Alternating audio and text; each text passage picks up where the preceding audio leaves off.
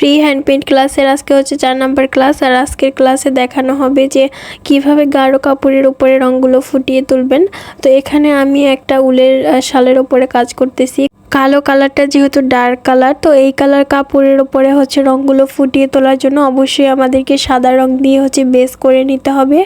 এখানে কিন্তু আমি উলের শালে কাজ করতেছি, মানে এটা হচ্ছে বগুড়ার বিখ্যাত উলের চিকন সুতোর তৈরি শাল। তো এই শালের হচ্ছে বুননগুলো একটু ফাঁকা ফাঁকা, যার কারণে হচ্ছে রঙগুলো দেওয়ার সাথে সাথে হচ্ছে টেনে নিয়ে যায় সুতোতে, যেটা আপনারা দেখে বুঝতে পারতেছেন যে সাদা রঙটা দেওয়ার সাথে সাথে কিন্তু কালারটা হালকা হয়ে যাচ্ছে, মানে রঙগুলো হচ্ছে সুতোতে টেনে নিয়ে যাচ্ছে। এই জন্য যদি আমি এখানে সরাসরি কালারটা ইউজ করতাম তাহলে কিন্তু মানে কালারটা একদমই বোঝা যেত না, কারণ ওই কালারটা হচ্ছে সুতোতে টেনে নিয়ে যেত। এই জন্য আমি এখানে সাদা কালার মানে সাদা রং দিয়ে একটা বেস করে নিচ্ছি পাতাগুলোর, যেহেতু পাতাগুলো সবুজ কালার হবে। তো এই বেসটা শুকানোর পরে আমি যদি সবুজ কালারটা দেই তাহলে কিন্তু পাতাটা অনেক সুন্দরভাবে ফুটে উঠবে। পাতার বেজগুলো দেওয়ার জন্য আমি কিন্তু এখানে সাদা রঙটাকে অনেক বেশি পাতলা করে নিয়েছিলাম। আমরা পারফেক্ট ঘনত্ব রেখে যে রং তৈরি করি, ওই রং তৈরি করার পর আমি হচ্ছে সাদা রঙের সাথে আরও বেশি পরিমাণে অ্যানকে মিশিয়ে একটু পাতলা করে নিয়েছি। কারণ হচ্ছে আমরা যে পারফেক্ট একটা ঘনত্বের রং তৈরি করি ওই অনুযায়ী যদি আমি হচ্ছে পাতার বেজগুলো দিতাম তাহলে হচ্ছে দেখা যায় যে এটার উপরে যেহেতু আরও একটা রঙের প্রলেপ দেওয়া হবে তাহলে কিন্তু শুকানোর পরে জায়গাটা শক্ত হয়ে যাবে। এই জন্য কিন্তু আমি নিচের যে বেজ দিয়েছি সাদা রঙটা অ্যানকে দিয়ে মানে যথেষ্ট পরিমাণে পাতলা করে নিয়েছি। আবার একদমই বেশি পাতলা করা যাবে না, তাহলে কিন্তু রঙটা ছড়িয়ে যাবে। দেখুন আমি একদম পারফেক্ট ঘনত্ব রেখে কিন্তু হচ্ছে কাজটা করেছি। এরপর আসি যে আমরা পাতায় যে মেন কালারটা করতেছি সবুজ কালার, দেখেই কিন্তু বোঝা যাচ্ছে যে অনেক সুন্দরভাবে পাতাটা ফুটে আছে। সাদা রঙের বেজগুলো কিন্তু পুরোপুরি শুকিয়ে যাওয়ার পরে এখানে আমি সবুজ কালারটা ইউজ করতেছি পাতার জন্য।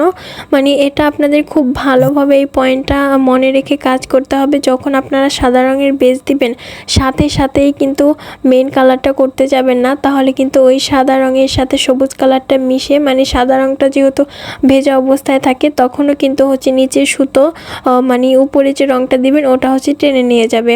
যখনই এই রঙটা শুকিয়ে যাবে তখন কিন্তু একটা আবরণ মতো পড়বে, যার কারণে হচ্ছে নিচে সুতোগুলো কিন্তু রঙগুলো টেনে নিয়ে যেতে পারে না। এই জন্য কিন্তু উপরের রঙটা খুব সুন্দরভাবে ফুটে ওঠে। এই বিষয়টা খুব ভালোভাবে খেয়াল রেখে কাজ করবেন যে অবশ্যই বেজ কালারটা শুকানোর পরে হচ্ছে আপনারা মেন কাজটা করবেন।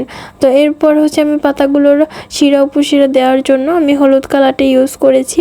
শিরা উপশিরা দেওয়ার কাজটা কমপ্লিট হয়ে গেলে এরপর হচ্ছে আমি এই ডিজাইনটুকু রেখে দিব পুরোপুরি শুকিয়ে যাওয়ার জন্য। যখন শুকিয়ে যাবে তারপর হচ্ছে আমি ফুলের কাজটা করে নিব। এখানে কিন্তু মানে বারবার স্টেপে স্টেপে হচ্ছে কাজ করতে হচ্ছে, কারণ একটা শুকানোর পরে আরেকটা শুকানোর পরে আরেকটা, এইভাবে করে কিন্তু শুকানোর জন্য ওয়েট করতে হচ্ছে। তো এরপর এটা শুকিয়ে যাওয়ার পরে আমি হচ্ছে এখানে শিউলি ফুলগুলো অ্যাড করে দিচ্ছি। পাতাগুলো শুকানোর পরে কেন ডিজাইনটা করতেছি এটা এখন বলতেছি, কারণ হচ্ছে পাতাগুলো যখন ভেজা অবস্থায় ছিল তখন যদি এই সাদা কালারটা দিয়ে আমি ফুলটা অ্যাড করতে যেতাম তাহলে হচ্ছে যেই ফুলগুলো পাতার উপরে পড়তো সেখানে কিন্তু সবুজ কালার বা শিরা উপশিরা দেওয়ার যে হলুদ কালারটা আছে ওই কালারের সাথে কিন্তু সাদা কালারটা মিশে কিন্তু অন্য একটা কালার হয়ে যেত, পুরোপুরি কিন্তু ফুলটা সাদা হতো না। এই জন্য কিন্তু আমি শুকানোর জন্য এখানে ওয়েট করেছি। এখন কিন্তু পাতার উপরে ফুলগুলোও হচ্ছে একদমই সাদা কালার থাকতেছে। এই টুকিটাকি জিনিসগুলো কিন্তু মাথায় রেখে হচ্ছে আপনাদেরকে কাজ করতে হবে।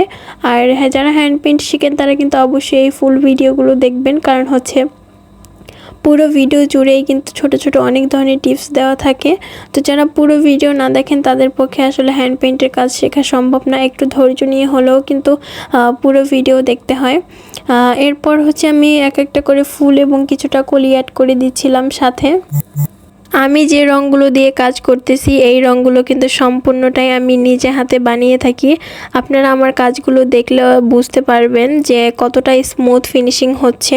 আসলে রঙগুলো একদমই পারফেক্টলিভাবে মেক করতে পারলে খুবই সুন্দর কিন্তু ফিনিশিং আনা যায়, আর কাজগুলো খুবই স্মুথলি হয়। দেখেন আপনারা ডিজাইনটা দেখেই হয়তো বা বুঝতে পারতেছেন। যাই হোক, এই রঙগুলো যারা যারা অর্ডার করতে চান তারা কিন্তু আমার পেজে নক দেবেন। রঙগুলোর কোয়ালিটি কিন্তু খুবই ভালো, কারণ হচ্ছে আমরা সবথেকে বেস্ট কোয়ালিটির কেমিক্যাল দিয়ে এই রঙগুলো তৈরি করে থাকি।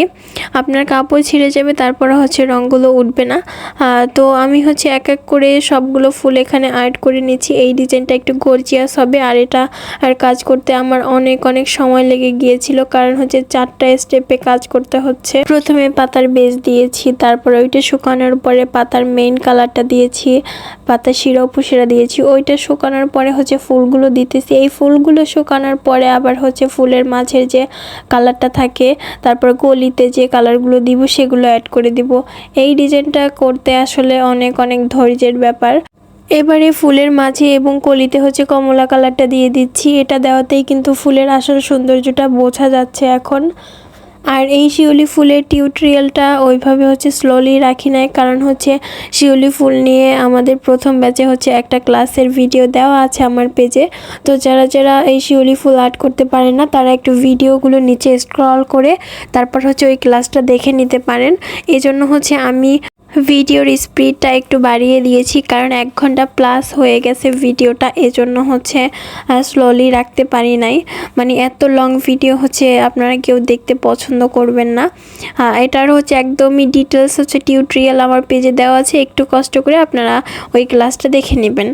তো এভাবে করে আমি সবগুলো ফুলে কিন্তু দিয়ে দিচ্ছি। দেখুন ডিজাইনটা কতটা সুন্দর লাগতেছে। আর আমি যে কালো, মানে কালোর থেকে কিন্তু আর ডার্ক কালার কাপড় হয় না, ঠিক আছে? এই ডার্ক কালার কাপড়ে আমি কি সুন্দরভাবে ডিজাইনটা ফুটিয়ে তুলেছি।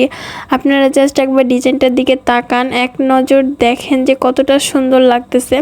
একটা কালো কাপড়ে এত সুন্দরভাবে ডিজাইনটা ফুটে উঠেছে। তো আমাদের আজকের ক্লাসে এটাই ছিল যে কালো কাপড়ে হচ্ছে কিভাবে রঙগুলো ফুটিয়ে তুলবেন। তো আজকের ক্লাসটা আপনাদের কাছে কেমন লেগেছে, আর এই শিউলি ফুলের ডিজাইনটা আপনাদের কাছে কেমন লেগেছে, অবশ্যই কিন্তু আপনাদের ছোট্ট একটা কমেন্টের মাধ্যমে জানিয়ে যাবেন। আজকের ক্লাসটা এই পর্যন্তই। আপনারা সবাই ভালো থাকবেন এবং আমার জন্য দোয়া করবেন। আল্লাহ হাফেজ।